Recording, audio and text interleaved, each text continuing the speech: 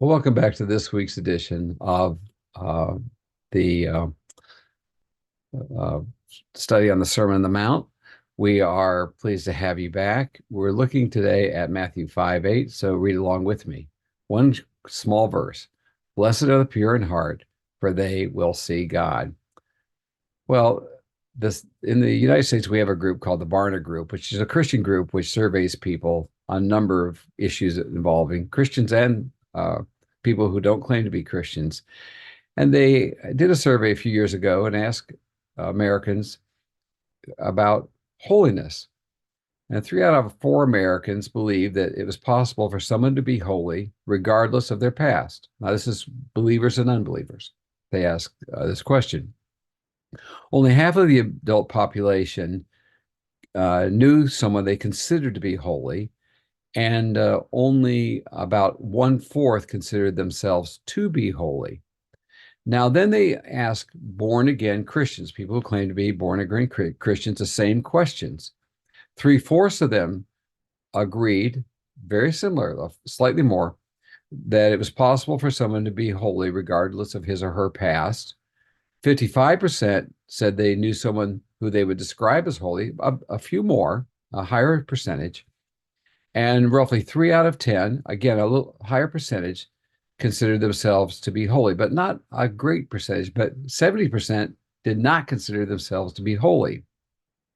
Given these statistics, 70% of the average Christians, at least in America, would think that when Jesus said, Blessed are the pure in heart, he was talking about somebody else. No doubt part of the reason is that people, when they think about holiness and holy people, they think about someone like Mother Teresa or some other worldly figure like one of the great saints of the past, like the apostles or someone like that, or maybe in the Salvation Army, someone like Samuel Logan Brangle. And they think, I don't measure up to that. I don't walk around with a halo around my head and speaking in kind of these and thous and that kind of stuff. And they say I'm a very common person, and I have to deal with temperamental children, and I have difficult coworkers, and there's rude drivers along my way, and I don't have enough money to pay my bills. And how can I be a holy person when I have to deal with stuff like that? So we come to a verse like this, and we say, what did Jesus mean by being pure in heart? Did he mean people like Mother Teresa types? I mean, surely he meant people like Mother Teresa, but what about people like me, like you and me? Did he mean people like us? In that Jesus spoke about being pure in heart as an expected quality of the Christian life, like all the other things we've talked about so far in the Sermon on the Mount, he obviously meant that it was to be a reality in the life of every believer. We are glad for the great examples of the super saintly, but purity of heart is not just for them. It is for you and me as well.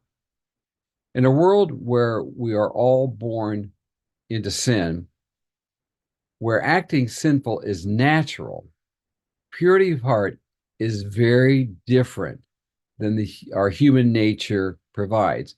I have a quote here by Dr. Martin Lloyd Jones I'd like to share and read along with me and see what he says.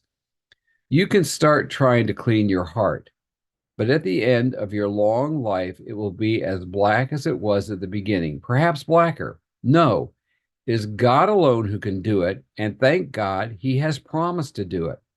The only way in which we can have a clean heart is for the Holy Spirit to enter us and to cleanse it for us. Only his indwelling and working within can purify the heart, and he does it by working in us both to will and to do his good pleasure. Purity of heart then begins by our total surrender of ourselves to God. In the experience of salvation, we are born again, we are forgiven, we are justified, we are transformed from death to life. That's what happens in salvation.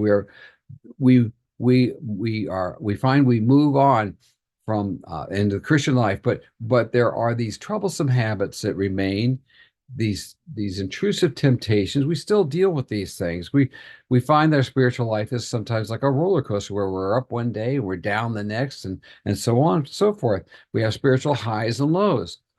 But as the Holy Spirit moves us toward being conformed to the image of Christ, He implants a desire within us to be something better. To He bids us to a better life, a higher life, a promise that we can do better, we can be better. He wants us to live a more consistent life. And in spite of all the glorious things that have happened with our salvation, and they are glorious, they're wonderful, God has something more for us.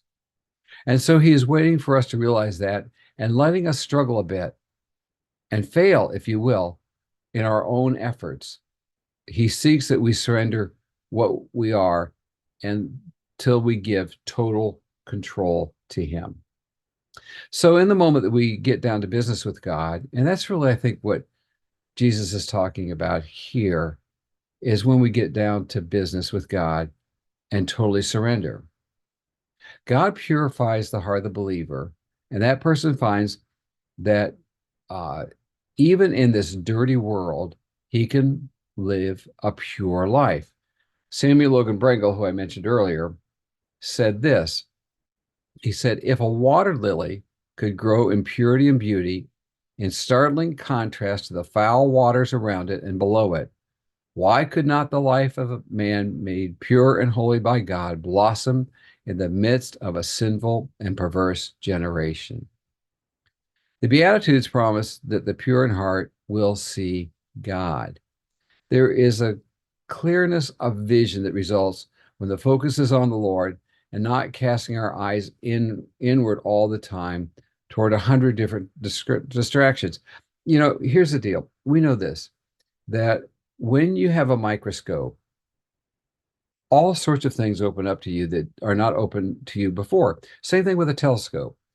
You can see things you never could see before with a telescope once you have that thing added to your vision. And when the Lord purifies your heart, you can see things that you could never see before.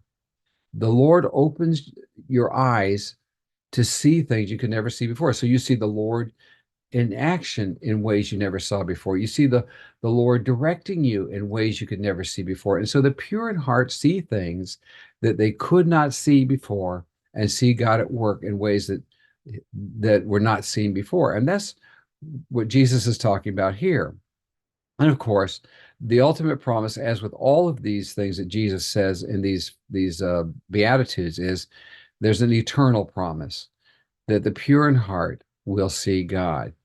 When Isaiah had his vision of God in Isaiah 6, 1 through 8, he did not run around shouting glory. Rather, you remember he is horrified by his uncleanness. He says, and what the Lord did is he purified him, and and then he could see God more clearly. It only makes sense that those who are purified will be ready to behold all the glories of heaven and see what God has for them there. So blessed are the pure in heart, for they will see God.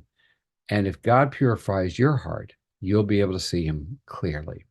Well, God bless you. And that's something for you to think about. If God has not purified your heart, ask him to do that. And he will not disappoint you.